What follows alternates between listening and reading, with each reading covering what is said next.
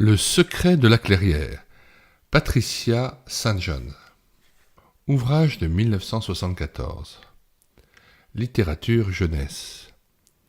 Pour vous donner envie de télécharger cet ouvrage et de le lire, nous avons décidé de lire le chapitre 1er, intitulé « Présentation ».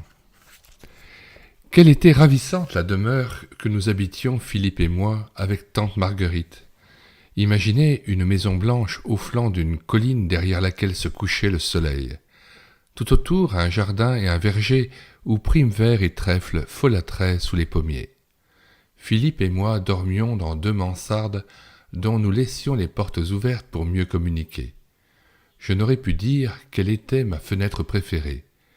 La première, celle de Philippe, m'inspirait un sentiment de sécurité. Elle regardait le jardin bordé de pins et protégé par la silhouette familière des coteaux ponctués de fougères et de genêts. La seconde, la mienne, me donnait un frisson d'aventure. Elle s'ouvrait sur la grande plaine où s'étendaient, à perte de vue, des prairies et des cerisiers en fleurs. Dans le lointain, d'autres montagnes s'estompaient, parlant de contrées inconnues, mystérieuses. J'aimais ces collines tantôt verdoyantes et proches, tantôt lointaines et brumeuses. Elles m'apparaissaient comme un pays merveilleux où j'irai un jour quand je serai grande. Lorsque le matin Philippe venait s'asseoir sur mon lit pour écouter les premiers chants des oiseaux ou guetter l'embrasement de la plaine au lever du soleil, nous nous racontions des histoires sur ces collines et sur les bêtes étranges qui les peuplaient. Je chérissais Philippe plus que tout au monde. D'une année et demie plus âgé que moi, c'était un garçon doux et réfléchi, lent à prendre des décisions mais opiniâtre à les mener à bien. D'aussi loin que je pouvais me souvenir, il avait toujours été mon confident, mon protecteur et mon réconfort. Nous n'avions jamais été séparés, si ce n'est à l'école. Pourtant, on aurait pu trouver un frère et une sœur aussi différents que nous. Philippe, bien bâti, avait un visage rond et calme qu'éclairaient 2 yeux bleus au regard sérieux. J'étais petit et mince avec une chevelure noire, ébouriffée et un menton pointu. Philippe était sage et obéissant. J'étais turbulente et volontaire. Notre tante Marguerite ne cachait point sa préférence pour Philippe. En parlant de moi, elle hochait la tête, assurant que je lui faisais des cheveux blancs. Au moment où commence ce récit, nous vivions depuis 5 ans chez tante Marguerite. N'ayant que 4 ans lors du départ de mes parents pour l'Inde, j'avais oublié les visages de ma mère et de mon père. Évidemment, maman avait eu l'intention de revenir beaucoup plus tôt, mais la guerre l'en avait empêchée. À vrai dire, je ne désirais pas son retour.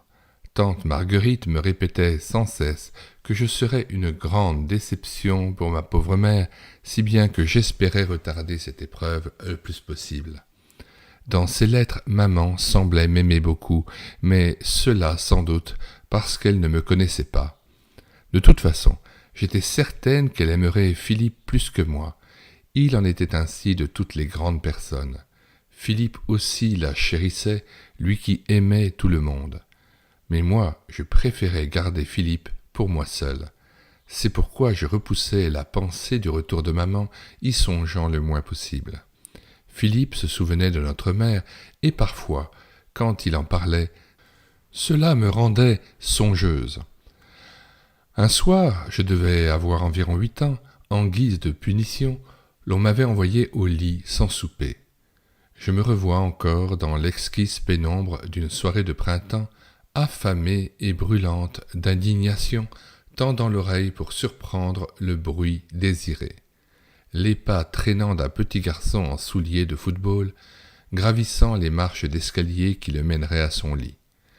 Naturellement, Phil entra tout droit dans ma chambre et pendant un instant s'efforça d'extirper l'étrange boule qui gonflait sa chaussette. C'était un petit pain sucré à demi écrasé. Quelques brins de laine y étaient restés collés. Pourtant, Phil était fier de me l'apporter, car il avait glissé dans sa chaussette pendant le souper, sous le nez même de tante Marguerite, qui n'avait rien remarqué. Je le mangeai avec reconnaissance, malgré la forte odeur de laine qui s'en dégageait. Tout en causant, mon frère s'était assis sur mon oreiller. Il m'entourait de son bras, sachant que j'avais toujours grand besoin de sympathie dans de telles circonstances. « Qu'aviez-vous d'autre pour le souper » demandai-je, la bouche pleine de petits pains. « Par malheur, des rissoles, » répondit-il en manière d'excuse, « mais trop grosses pour que je puisse les mettre dans ma chaussette. Elles n'étaient pas très bonnes. Tu n'as pas perdu grand-chose. »« C'est très méchant de la part de tante Marguerite de m'envoyer au lit sans souper, affirmai-je de ma voix la plus pathétique. Si maman était là, elle ne me traiterait pas de la sorte. »« Non, répondit Philippe avec conviction, elle n'agirait pas ainsi. Mais tu sais, tu as été très impertinente envers tante Marguerite. Tu ne l'aurais jamais été ainsi avec maman. »« Qu'en sais-tu » répliquai-je. « Pourquoi pas ?»« Oh non, déclara-t-il avec assurance, tu ne le pourrais pas. Tu n'aurais jamais eu l'occasion d'être impertinente avec elle. Tu l'es seulement lorsque tu es de mauvaise humeur, et nous n'étions jamais de mauvaise humeur avec maman. Elle était toujours gaie et rayonnante. Lorsque nous devenions un peu méchants, elle se mettait à rire, nous prenait dans ses bras et nous racontait de si merveilleuses histoires que nous avions bientôt complètement oublié de faire des sottises. J'aimerais que tu puisses te la rappeler, Ruth. J'ouvrais la bouche pour en demander davantage quand soudain Philippe sauta à bas de mon lit et, comme un lapin effrayé, se faufila dans le corridor. J'entendis une fuite rapide, puis plus rien. Enfin, je perçus le bruit des pas de tante Marguerite dans l'escalier des mansardes. Elle entra dans la chambre de Philippe et s'approcha de son lit pour le border. D'une petite voix étouffée, il lui dit « Bonne nuit, tante Marguerite ». Puis notre tante vint de mon côté et se tint dans l'embrasure de la porte. « Bonne nuit, Ruth, dit-elle. » Si j'avais répondu en demandant pardon, elle se serait approchée de mon lit et m'aurait bordé, moi aussi. Mais j'avais les excuses en horreur.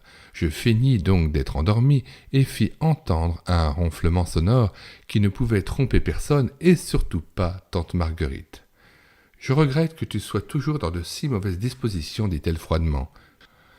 Puis elle se détourna et redescendit. « A-t-elle vu que tu n'étais pas déshabillé » chuchotai-je à travers le corridor. « Non, répondit Philippe, j'ai ramené mes draps jusqu'à mon cou. Bonne nuit, Ruth. »« Bonne nuit, Phil, répondis-je, mais je me tournai du côté de la fenêtre et plongeai mes yeux dans l'obscurité. J'avais la tête pleine de tout ce que Philippe m'avait dit de maman. Maman, elle, serait venue et m'aurait embrassé, même si je n'avais pas fait d'excuses.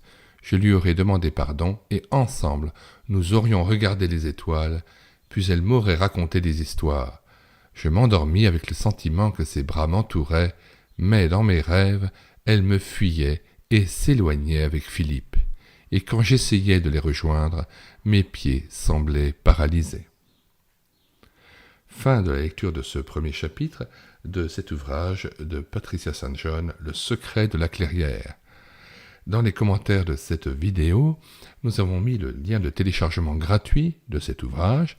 Le téléchargement se fera à partir du site internet médiathèquechrétienne.fr, site consacré à la réédition numérique des ouvrages chrétiens épuisés et non réédités.